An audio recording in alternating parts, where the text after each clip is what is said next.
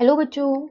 आज मैं आपको क्लास 9th जिसका सब्जेक्ट है मैथमेटिक्स इसकी वर्कशीट नंबर 10 समझाऊंगी, जिसकी डेट है मेरे पास 27 जुलाई 2020।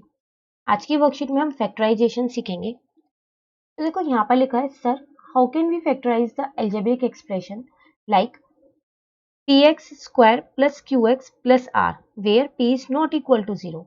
तो यहाँ पर एक बच्चा पूछ रहा है कि हम फैक्टराइज कैसे कर सकते हैं अलजेब्रिक एक्सप्रेशन को, अगर हमारे को एक अलजेब्रिक एक्सप्रेशन दे रखा है और हमसे इसमें कह रहा है यहाँ पर कि जो p है वो 0 के इक्वल नहीं है। ठीक है, तो to factorise the quadratic polynomial like px square plus qx plus r where p is not equal to 0 and p r q are constant, ये सब क्या होते हैं, मेरे कांस्टेंट होते हैं।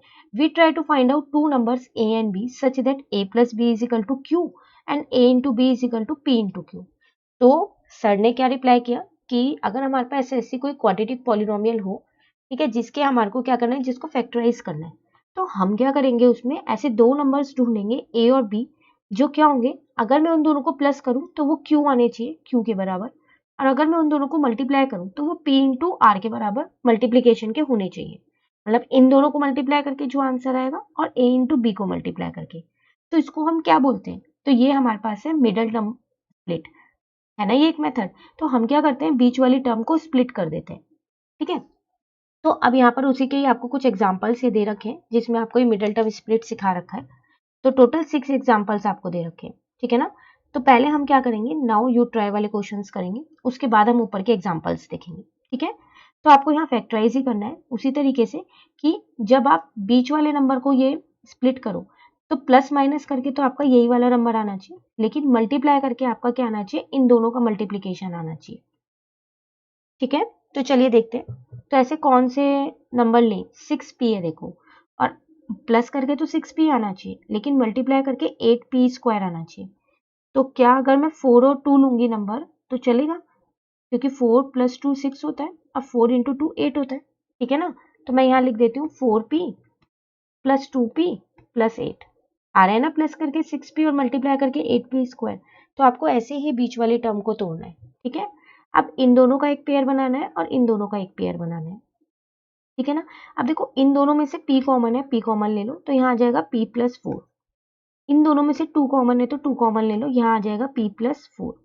एक चीज ध्यान रखिएगा, ये वाला ब्रैकेट और ये वाला ब्रैकेट हमेशा सेम आना चाहिए, हमेशा।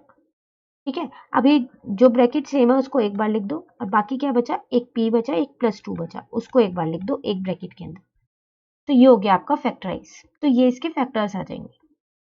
ठीक है, चलिए सेकेंड वाला देखते हैं हम। यहाँ पर सेम वही है, लेकिन अगर मैं यहाँ देखूँ तो प्लस माइनस करके मेरा -10q आना चाहिए और मल्टीप्लाई करके मेरा 21q स्क्वायर आना चाहिए। तो 10 और 21 कौन से ऐसे दो नंबर्स लूँ मैं, ए और बी वाले, 7 और 3 ले लें, क्योंकि 7 3 जा 21 होता है और 7 प्लस 3 10 भी बन जाएगा। चलिए तो यहाँ ले लेते हैं q square minus 7q minus 3q plus 21। अब बात आती है यहाँ साइन की, कि साइन कैसे पता चलेंगे, प्लस के लगेंगे या माइनस के। देखो यहाँ पर आपके पास -10q है, तो -7 -3 करोगे तभी -10 आएगा, माइनस माइनस प्लस साइन लगेगा माइनस का, इसलिए हमने यहाँ दोनों माइनस लिए। ठीक है, अब इन दोनों का एक पेयर बनाया, इन दोनों का एक पेयर बनाया। एक चीज और ध्यान रखिएगा, जब भी आप यहाँ माइनस लो तो चेक करना कि -7p को q को -3q से करूंगी तो 21q स्क्वायर आ रहे हैं ना, ये भी साइन, इसका साइन भी मैच होना चाहिए, मतलब ये प्लस का है तो आपका आंसर भी प्लस का ही आना चाहिए। ठीक है, तो अब यहाँ से q कॉमन लिया तो q -7, और यहाँ से 3 कॉमन लिया तो q -7। देखो यहाँ बाहर माइनस है तो ये अंदर का साइन मैंने चेंज कर दिया, तो एक q -7 हो गया और एक q -3 हो गया, ये मेरा हो गया ये फैक्टराइज। ठीक है ना, चलिए थर्ड वाला देखते हैं, x square plus 5x minus 36, मतलब प्लस माइनस करके तो 5x आना चाहिए और मल्टीप्लाई करके आना चाहिए कितना, -36x स्क्वायर, क्योंकि इस बार यहाँ माइनस लगा हुआ है। ठीक है ना, तो अब आपको कोई से ऐसे दो नंबर सोचने हैं, 36, तो 9 और 4 ले लेते हैं, क्योंकि 9 4 जा 36 होता है और 9 में से 4 माइनस करेंगे तो 5 भी आ जाएगा। ठीक है, तो एक्स स्क्वायर, अब देखो मैं यहाँ साइन कैसे ले लूँ, +9x माइनस 4x माइनस 36, एक प्लस एक माइनस क्यों लिया, क्योंकि 9 में से 4 माइनस करूंगी तभी 5 आएगा, लेकिन प्लस का 5 चाहिए, इसलिए बड़ी वाली डिजिट के आगे मैंने प्लस लगाया। ठीक है, इन दोनों का पेयर, इन दोनों का पेयर, यहाँ से x कॉमन लिया तो x प्लस 9 आया, यहाँ से 4 कॉमन लिया तो x प्लस 9 आया। बाहर माइनस था, ये माइनस था, अंदर वाला साइन चेंज हो गया, तो x प्लस 9 और x माइनस 4, ये मेरा हो गया ये फैक्टराइज। ठीक है, चलिए एक लास्ट पार्ट और देख लेते हैं। यहाँ कह रहे हैं यहाँ पर 2t² माइनस टी माइनस 10। देखो अब की बार आपके पास प्लस माइनस करके तो माइनस टी आना चाहिए, लेकिन मल्टीप्लाई करके आपके पास इन दोनों का मल्टीप्लीकेशन, तो 20t² आना चाहिए, वो भी माइनस का। ठीक है ना, अभी तक यहाँ पर x के साथ कोई कॉफिशिएंट नहीं था, x और y ये p जो भी लिया, अब यहाँ कॉफिशिएंट है। ठीक है, तो उसी हिसाब से हमें यहाँ पर फैक्टर्स लेने पड़ेंगे। तो 2t² मैंने ले लिया प्लस का 4t और माइनस का 5t। क्यों? क्योंकि 4 5 जब 20 होता है तो ये आ जाएगा इजिली।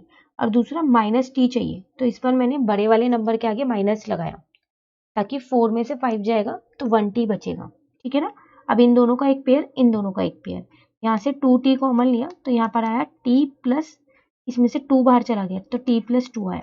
यहाँ से 5 कॉमन लिया तो इसमें आ जाएगा t प्लस 2, बाहर माइनस था तो अंदर का साइन चेंज कर दिया, तो 2t माइनस 5 और t प्लस 2। ठीक है ना, तो ये मेरा इसका फैक्टराइज हो गया। ठीक है, अब यही सेम कंसेप्ट आपको जो ऊपर एग्जाम्पल समझा रखे हैं, दे रखे हैं, उसमें है।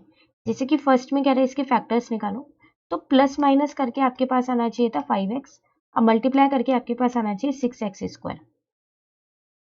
ठीक है ना, तो आप ये ऐसे लिखो 2 + 3, 2 × 3 ऐसे लिखो, या फिर आप मिडल टर्म स्प्लिट कर दो जैसे मैंने आपको बताया। ठीक है, वो आपकी मर्जी है। जैसे अगर मैं आपको यहाँ एक पार्ट करके दिखाऊं, तो आप इसको ये लिख सकते हो ना, प्लस का 2x और प्लस का 3x प्लस 6, क्योंकि प्लस करके 5x आ रहा है, मल्टीप्लाई करके 6x² आ रहा है।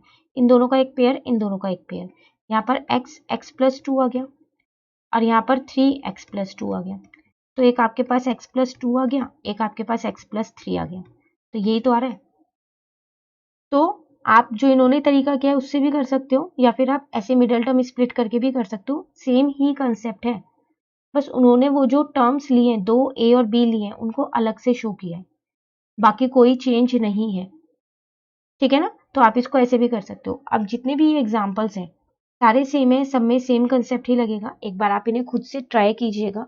ठीक है, पहले आप ये नाउ ट्राई वाले क्वेश्चन ही कीजिएगा, नाउ यू ट्राई 4 क्वेश्चन, उसके बाद आप ये एग्जाम्पल्स ट्राई कीजिएगा।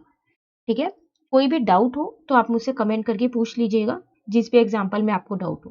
ठीक है, तो आप इन्हें ट्राई करके मुझे बताइएगा जरूर कि कितने बच्चों के 6 तक के पूरे एग्जाम्पल्स जो है बिल्कुल सही सही सॉल्व हो गए, सबके आंसर मैच हो रहे थे। ठीक है ना, चलिए वर्कशीट नंबर 10 कंप्लीट हो गई है।